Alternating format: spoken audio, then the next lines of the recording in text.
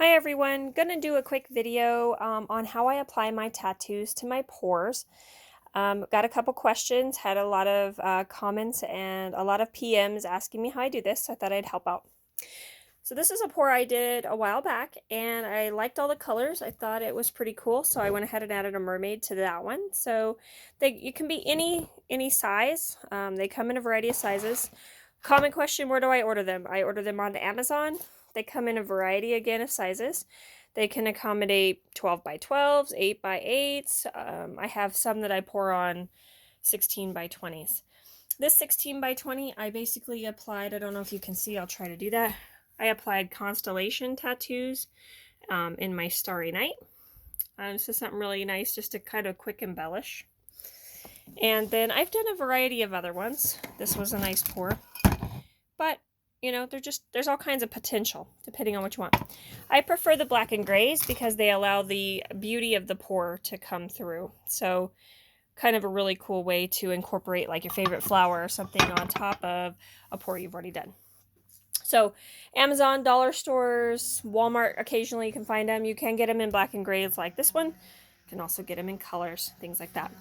So what we're going to do, the only tools you really have to have is a pour that you've wiped down, a tattoo, a pair of scissors, and some water. So tonight, this is my pour. I poured it a long time ago. It does have metallics in it. It did have silicone in it. I have wiped it down. I've not had any resistance or issues with my tattoos as a result of that. So I'm basically going to lay this design on top of this. Okay. There is a protective film on here, so all you really have to do, I'm going to try to do this one-handed, and it's not really that huge of a deal, unless you can't do it like me. You just take that protective film off, like so.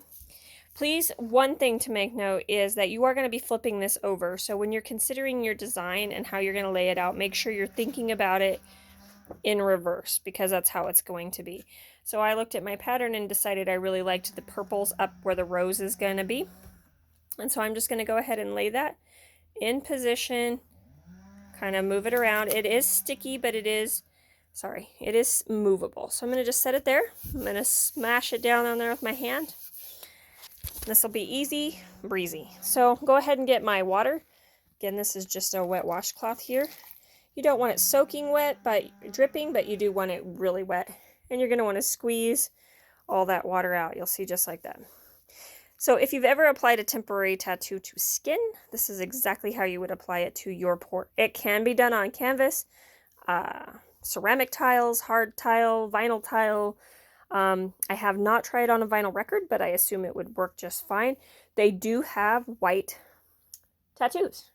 So on some of the darker pours, that might be kind of cool. So again, you want to smooth it out real nice. I'm going to add just a little bit more water here. Okay, again, super easy. And just apply that back. Now that's when the magic takes place. You can start either way, but I'm going to start down here.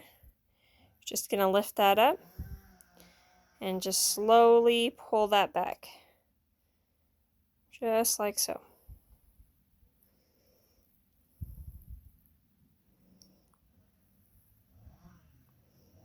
Try not to get too much of a shadow, and just pull it nice and back. Now the only other thing I do is I go along here and I just tap the edges to make sure that they are adhered along there and that they're sealing flat.